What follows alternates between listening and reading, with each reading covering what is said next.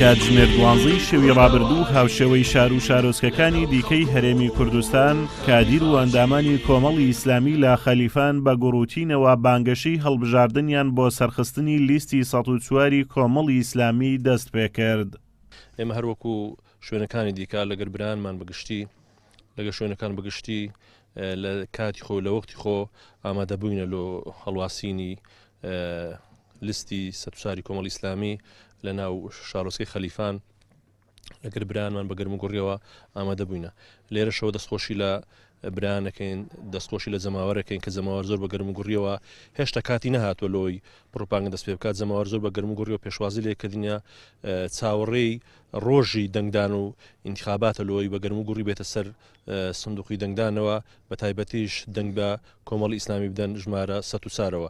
کادیران و ئەندامانی کۆمەڵی ئیسلامی لە خەلیفان بە ئومێدەوە لە لیستی کۆمەڵی ئیسلامی دەڕوان و دووپاتی دەکەنەوە. کۆمەڵ هەمیشە لە بەرەیگەلدا بووە و داکۆچی کارێکی سەرسەخت بووە لە مافی هاوڵاتیان، هەر بۆیە شایستەی بەدەستهێنانەوەی متمانەی خەڵکە. لیستی کۆمەڵی ئیسلامی کە شایستەی ئەوەیە پێشی بگۆترێت لیستی هەڵوێست بەهۆی ئەو هەڵوێستە جوامێرانە و مەردانەی کە لە ڕابردوودا کۆمەڵی ئیسلامی نواندی هەمیشە لە بەرەی گەلدا بووە، لە بەرەی خەڵکی هەژاردا بووە، دیفاعی لە ماف و کەرامەتی خەڵکی هەژار و مرۆڤی کورد کردووە.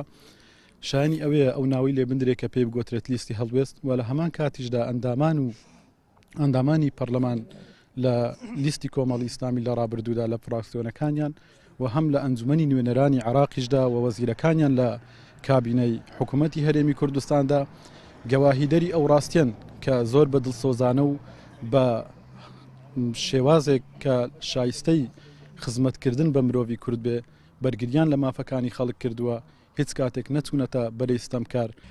بەڵێ ئێمە ژۆک و کادیر و ئەندامانی کۆمەڵی ئیسلامی کوردستان هاتوینە سەر شەقامەکان و دەستمان کردو بە بانگەشەی هەڵبژاردن بۆ سەرخستنی لیستی کۆمەڵی ئیسلامی کوردستان، چونکە لیستی کۆمەڵی ئیسلامی کوردستان ڕابردوو سەلماندوویەتی کە تاکە لیستە و تاکە حیزبەکە دەتوانێت نوێنەرایەتی ڕاستەقینەی خەڵکی هەرێمی کوردستان بکات.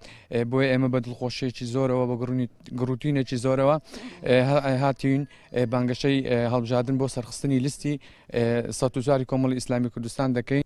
کادیرانی کۆمەڵی ئیسلامی دەڵێن کۆمەڵ هێزێکی خۆشەویست لای جەماوەری کوردستان و بەگەشتبینی و ئومێدەوە لە هەڵبژاردن دەڕوانێت و بەرەو سەرکەوتن هەنگاو دەنێت. گەرموگوڕی یەکەم ساتە وەختی دەستپێکردنی بانگەشەی هەڵبژاردنیش سەلمێنەری متمانە بەخۆبوونی کۆمەڵی ئیسلامی کوردستانە. ئازاد ئۆمەراوی کەناڵی ئاسمانی پەیام، ناحیەی خەلیفان.